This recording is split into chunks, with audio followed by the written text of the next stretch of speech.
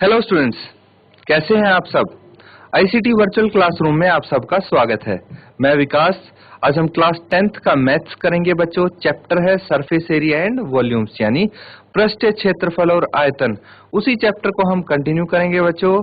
और चैप्टर के जो क्वेश्चंस हम एक्सरसाइज के कर रहे थे, उम्मीद है आपको वो क्वेश्चन अच्छे से समझ में आए होंगे और जो आपको होमवर्क मिलता है वो रेगुलर आप करते रहो। तो इसी के साथ बच्चों चलते हैं स्मार्ट बोर्ड पे और स्टार्ट करते हैं क्वेश्चंस अपने चैप्टर के।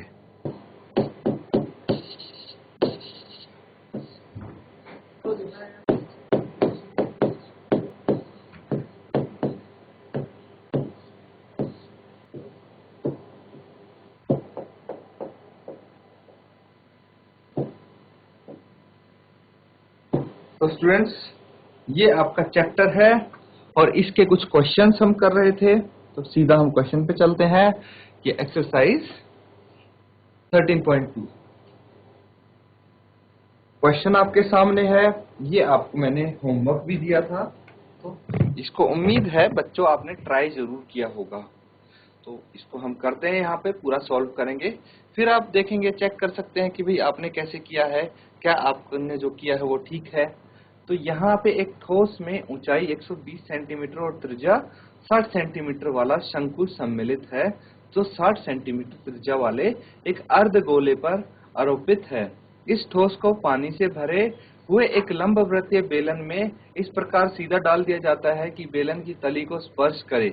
यदि बेलन की त्रिज्या 60 सेंटीमीटर है और ऊंचाई 180 सेंटीमीटर, तो बेलन में शेष बचे पानी का आयतन ज्ञात कीजिए। आपको बेलन में जो पानी बचा है उसका आयतन आपको बताना है। तो यहाँ पे हम सबसे पहले एक बेलन बनाते हैं, जिससे आपको पता लग जाए कि क्वेश्चन में क्या कहना चाह रहा है। देखिए, क्वेश्चन में दो चीज है हमारे पास। एक तो है ये बेलन, और ये बेलन है जो इसकी आपको क्या दी हुई है, इसकी आपको एक तो त्रिज्या दी हुई है। त्रिज्या कितनी है? 60 सेंटीमीटर। तो ये 60 सेंटीमीटर त्रिज्या गिवन है। और क्या गिवन है यहाँ पे? और आपको ऊंचाई गिवन है। इस बेलन की ऊंचाई दी हुई है, ये कितनी है? ऊंचाई हाइट 180 सेंटीमीटर गिवन है। ठीक है। और एक चीज है, यहाँ पे एक ठोस बनाया है। किस चीज से मिला के? एक शंकु है और एक अर्धगोला है। तो यहाँ पे अर्धगोला बना दिया गया है। एक अर्धगोला रखा हुआ है, उसके ऊपर हमने एक शंकु रख दिया। ठीक है, नीचे अर्धगोला है, ऊपर हमने शंकु रख दिया। और इसकी मदद से जो हमारे पास फिगर आई है, आकृति आई है, वो एक उसको हमने ठोस बोल दिया है यहाँ पे। तो इस ठोस है, इसमें 120 ऊंचाई है और त्रिज्या 60 सेंटीमीटर है। किसकी? शंकु की। तो हम शंकु की बात करते हैं सबसे पहले। जो ये हाइट है ये 120 सेंटीमीटर है, ऊंचाई 120 सेंटीमीटर है, और जो त्रिज्या है वो 60 सेंटीमीटर है। ठीक है, त्रिज्या 60 सेंटीमीटर है, जो 60 सेंटीमीटर त्रिज्या वाले अर्धगोले पर रखा हुआ है। तो यहाँ पे क्या बोला गया है कि भाई जो ये अर्धगोला है, इसकी त्रिज्या भी 60 सेंटीमीटर है। इतना क्लियर है? अब यहाँ पे क्या किया गया है कि भाई जो ये सिलेंडर है, जो ये बेलन है, बेलन फिर से बनाते हैं हम यहाँ पे।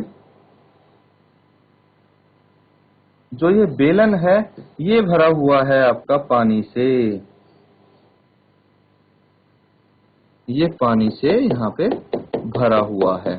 ठीक है, बेलन पानी से भरा हुआ है।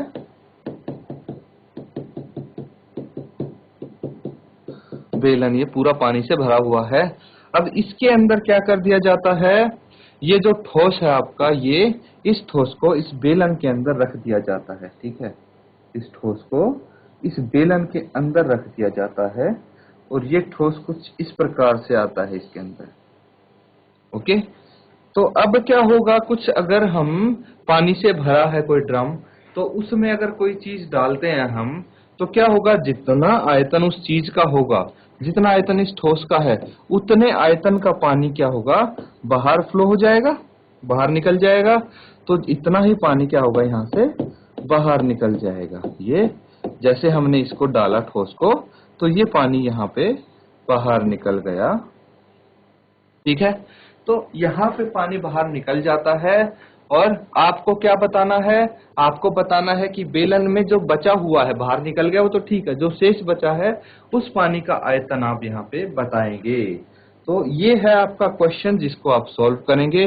सबसे पहले गिवन आप लिख लेंगे। गिवन क्या क्या है, देखिए जो त्रिज्या है वो ज्यादातर सेम है, तो यहाँ पे त्रिज्या क्या क्या है, बेलन बेलन की, फिर शंकु की और अर्धगोले की।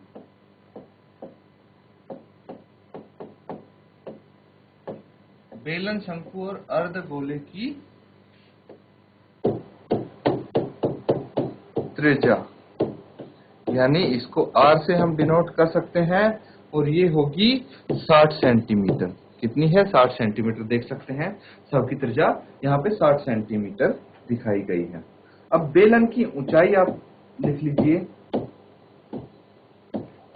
बेलन की ऊंचाई कितनी है, यानी H1। मैंने इसको H1 से डिनोट कर दिया। क्यों कर दिया, क्योंकि यहाँ पे दो ऊंचाइयां हमें दी हुई हैं, एक बेलन की एक शंकु की, इसलिए बेलन की ऊंचाई को हमने H1 से डिनोट कर दिया जो कि 180 सेंटीमीटर है। कंफ्यूजन ना हो इसलिए इनको अलग अलग नाम से हम लिख सकते हैं, H1 और H2। इसके बाद क्या दिया गया है, शंकु की ऊंचाई भी आपको गिवन है तो वो भी लिख लीजिए। शंकु की ऊंचाई, इसको H2 बोल सकते हैं और ये 120 सेंटीमीटर है।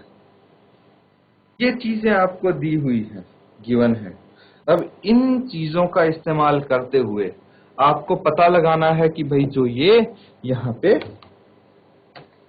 ठोस डाला गया है इस बेलन में, तो शेष बचे पानी का आयतन क्या होगा। कैसे निकाल पाएंगे आप, सबसे पहले देखिए कि जब तक हमने इस ठोस को नहीं डाला था तो पूरे पानी का आयतन कितना था, जितना इस बेलन का आयतन था उतना ही इसमें जो पानी था उसका आयतन है।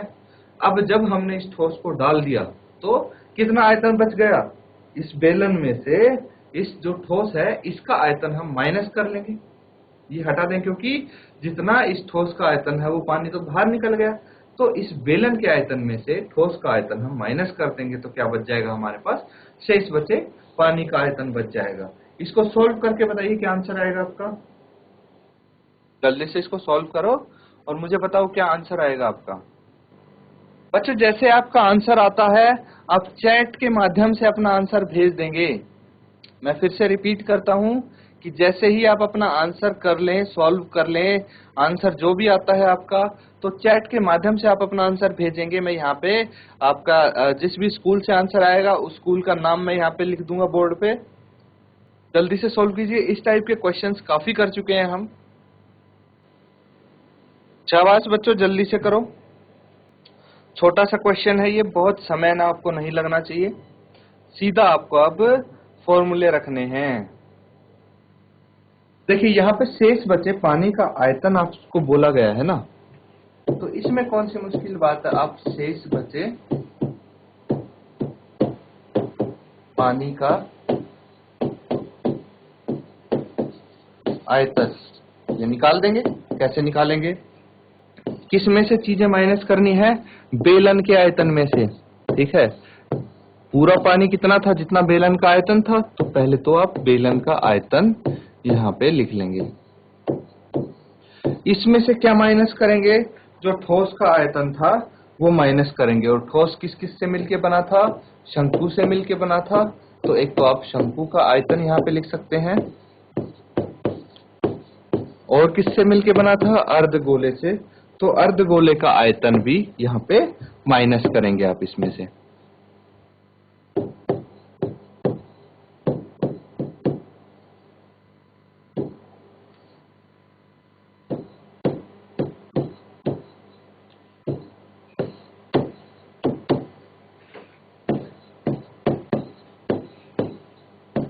देखिए कितना सिंपल है।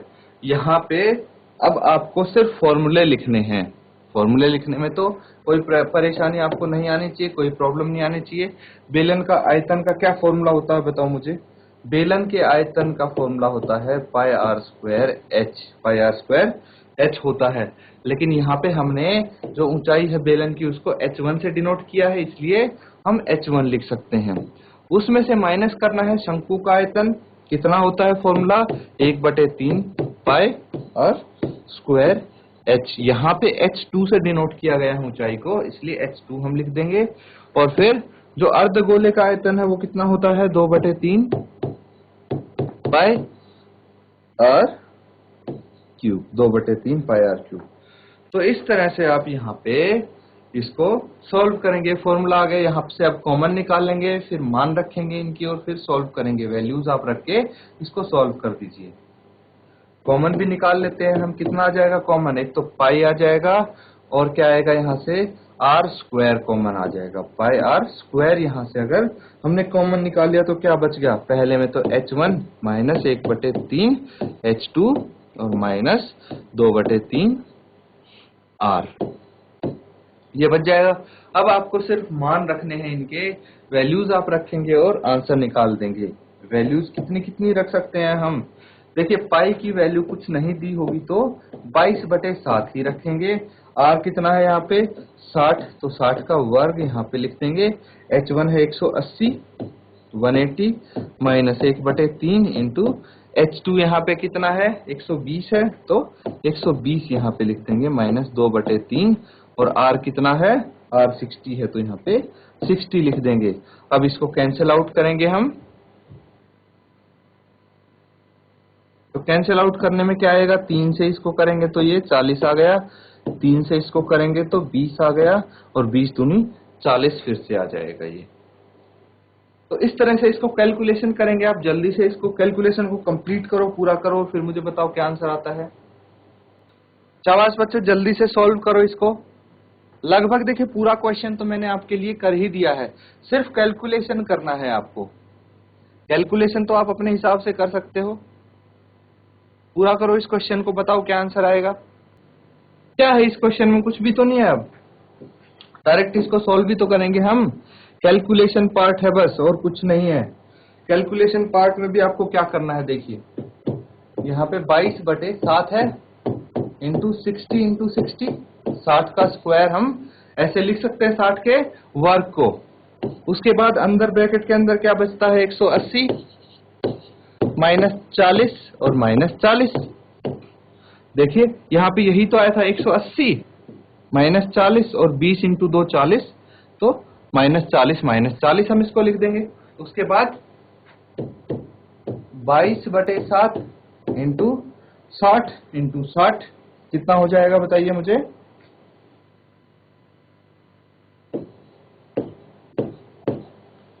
3600 और 180 माइनस 40 कितना होता है, इन दोनों को अगर आप ऐड करेंगे तो माइनस 80 आ जाएगा, ये माइनस 80। फिर इसको फर्दर आप करेंगे, कितना आ जाएगा 22/7 इंटू 3600 इंटू 180 माइनस 80 कितना हो जाएगा, ये 100 हो जाएगा, 100 आ जाएगा यहाँ पे। ठीक है, अब इसको आपको क्या करना है, 22 को और 36 को यहाँ पे मल्टीप्लाई कर लेंगे। सिर्फ 22 को और 36 को ही तो मल्टीप्लाई करना है, तो 22 को और 36 को आप यहाँ पे गुणा कर लेंगे, कितना आ जाएगा 36 इंटू 22, तो 22 2 6 12, एक हासिल 3 दूनी 6 और 1 7 इंटू 7 2, और ये आ जाएगा 2 7 और 2 9 और ये 7, 792 आ गया। तो यहाँ पे 792, और जितनी भी जीरो हैं वो आप एज इट इज लगा दीजिए आगे, 1 2 3 4 जीरो हैं बटे 7 यहाँ पे लिख देंगे हम। ठीक है, इसको अब 7 से भाग कर दीजिए, पॉइंट्स में आपका आंसर आ जाएगा। 7 से हम अगर भाग करेंगे कितना आंसर आएगा, देखिए 1131428.57 सेंटीमीटर क्यूब जो आयतन है, इसीलिए यहाँ पे यूनिट क्या आई है, सेंटीमीटर क्यूब आई है। तो क्या हम इसको सेंटीमीटर क्यूब को मीटर क्यूब में कन्वर्ट कर सकते हैं, बिल्कुल कर सकते हैं। सेंटीमीटर क्यूब को मीटर क्यूब में कन्वर्ट करेंगे तो कितने से भाग देंगे आप, ये चीज सोचने वाली यहाँ पे कि भाई सेंटीमीटर क्यूब को, क्यूब है, घन है यहाँ पे, सेंटीमीटर घन को अगर आप मीटर घन में बदलेंगे तो किस चीज से भाग देना पड़ेगा। ये यहाँ पे बिल्कुल सिंपल सा कॉन्सेप्ट है बच्चों, जो यहाँ पे हम समझने वाले हैं। देखिए, सेंटीमीटर को मीटर में कन्वर्ट करना है। क्या करना है? सेंटीमीटर को मीटर में कन्वर्ट करना है। आपको पता है 100 सेंटीमीटर में 1 मीटर होता है। ये तो पता होगा 100 सेंटीमीटर में 1 मीटर होता है, यानी 1 सेंटीमीटर किसके बराबर हो जाएगा? 1/100 मीटर के बराबर हो जाएगा। ठीक है। अब अगर मुझे सेंटीमीटर क्यूब चाहिए, मतलब 1 सेंटीमीटर घन यहाँ पे करूंगा मैं, ठीक है, तो इस पूरे का क्यूब कर दूंगा। इसी तरह 1/100 मीटर, इसका भी तो मुझे घन करना पड़ेगा, है ना। तो ये तो हो जाएगा 1 सेंटीमीटर क्यूब, लेकिन ये कितना आ जाएगा? 1/100 इंटू 100 इंटू मीटर क्यूब, ये आ जाएगा। यानी कि देखिए, तो ये 10 लाख आ जाएगा। मतलब आपको 10 लाख से भाग करना पड़ेगा उसको। कितना आ गया था हमारे पास? 113142.8.57। इसको अगर 10 लाख से आप भाग करेंगे तो ये मीटर क्यूब आ जाएगा। और कितना आ जाएगा? देखिए, जितनी यहाँ पे नीचे आपको 6 जीरो दिख रही हैं, तो जो ये डेसिमल है इसको 6 डिजिट शिफ्ट कर देंगे। 2, 2, 4 और 2, 6। ये आ गया 1.131 मीटर क्यूब। 1.131 metre cube. तो अगर आपको घन में सेंटीमीटर को मीटर में कन्वर्ट करना है तो क्या करते हैं आप? 10 लाख से भाग करते हैं। नॉर्मली अगर सेंटीमीटर को मीटर में कन्वर्ट करेंगे तो आप 100 से भाग देते हैं, 100 से डिवाइड करते हैं ना। लेकिन यहाँ पे अगर क्यूब है तो 10 लाख से या फिर 3 बारी 100 से आप इसको डिवाइड कर देंगे। तो देखिए, ये मीटर क्यूब आ गया। ठीक है। अब अगर आप चाहते हैं कि मीटर क्यूब में है कितना पानी बचा भाई? 1.131 मीटर क्यूब बचा। तो मीटर क्यूब में कैसे आपको अंदाजा आएगा कि भाई कितना पानी बचा है? मीटर क्यूब में कोई आइडिया नहीं आने वाला। अगर ये लीटर में होता, क्या होता? अगर ये लीटर में होता तो आपको पता लग जाता कि भाई कितने लीटर बचा है, 1 लीटर बचा है, 2 लीटर पानी बचा है, 10 लीटर बचा है। लेकिन मीटर क्यूब में कैसे पता लगेगा? तो अगर चाहो आप इसको तो कन्वर्ट भी कर सकते हो। ये जस्ट मैं आपके सुविधा के लिए बता रहा हूं कि अगर आप चाहो तो इसको कन्वर्ट कैसे कर सकते हो। वो देखिएगा कि यहाँ पे मैं 1 मीटर क्यूब जो है वो कितने लीटर के बराबर होता है? 1000 लीटर के बराबर होता है। ये वो कितने लीटर के बराबर होता है? 1000 लीटर के बराबर होता है। तो यहाँ पे आप देख पाएंगे कि 1 मीटर क्यूब अगर 1000 लीटर के बराबर होगा तो 1.131 मीटर क्यूब कितने लीटर के बराबर होगा? इसको 1000 से गुना कर दो, इतने लीटर के बराबर होगा। यानी कि 1131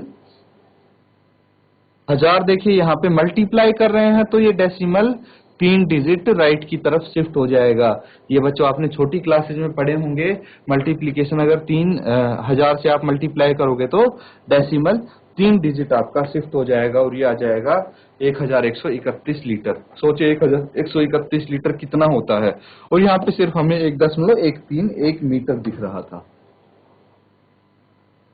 तो आंसर नॉर्मली आप यहां तक लिख सकते हैं, मीटर क्यूब तक। जस्ट आपके यहाँ पे समझाने के लिए आपको मैंने ये चीज बताई है, इसको नोट डाउन कर लो। तो बच्चों, आज हमने जो क्वेश्चंस यहाँ पे क्वेश्चन किया है, उम्मीद है वो आपको अच्छे से समझ में आया होगा। थोड़ा लेंथी क्वेश्चन है, ध्यानपूर्वक उसको पढ़ेंगे तो। सबसे पहले क्या करना होता है? क्वेश्चन को पढ़ना होता है, फिर उसके अकॉर्डिंग आपको उसका डायग्राम बनाना होता है, फिगर बनानी होती है, और फिर जो दिया होता है वो लिखते हैं। उसके बाद आपके क्वेश्चन में गलती होने के चांसेस बहुत कम हो जाते हैं, नेग्लिजिबल चांसेस हो जाते हैं आपके मिस्टेक होने के। तो इसीलिए आप अच्छे से जो गिवन है वो लिखें और फिगर बनाएं। उसके बाद तो सीधा फॉर्मूला लिखना है और आपको सॉल्व कर देना है क्वेश्चन। तो इसी के साथ बच्चों आज का सेशन हम खत्म करते हैं। Thank you and have a nice day.